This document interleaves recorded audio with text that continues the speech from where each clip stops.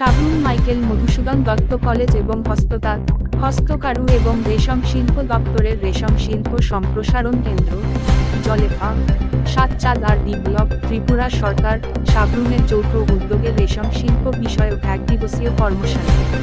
রেশম এক ধরনের প্রাকৃতিক প্রোটিন তন্তু, যার কয়েকটি ধরন বস্ত্রশিল্প বয়নের কাজে ব্যবহার করা হয়। রেশমের সর্বাধিক পরিচিত ধরন বোম্বিক্স মরি বা তুঁত রেশম নামের রেশম পোকার লার্ভার গুটি থেকে সংগ্রহ করা হয়। খ্রিস্ট জন্মের প্রায় 2000 বছর আগে চীনে সর্বপ্রথম রেশম চাষ শুরু হয়েছিল। ধীরে ধীরে বিশ্বের বিভিন্ন উন্নয়নশীল দেশে তা শুরু হয়।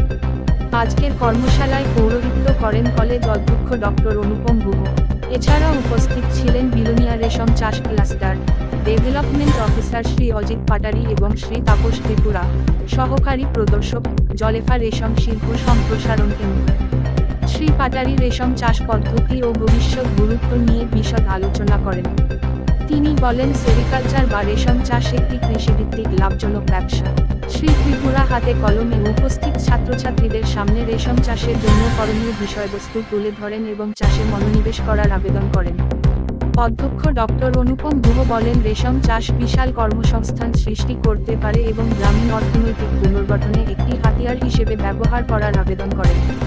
তিনি বলেন, আমাদের কলেজে পড়াশোনার পাশাপাশি মাশরুম চাষ, আগর ভিত্তিক বনজ সম্পদ, ভার্মি কম্পোস্টিং ইত্যাদি বিষয়ে বিভিন্ন কর্মশালার আয়োজন প্রতিনিয়ত করা হচ্ছে, যা উপস্থিত তরুণ প্রজন্মকে উৎসাহিত করবে বলে তিনি আশা ব্যক্ত করেন।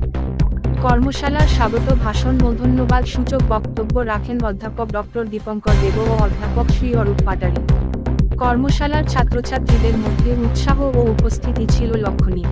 সমবেত জাতীয় সঙ্গীতের মধ্য দিয়ে কর্মশালার সমাপ্তি ঘটে।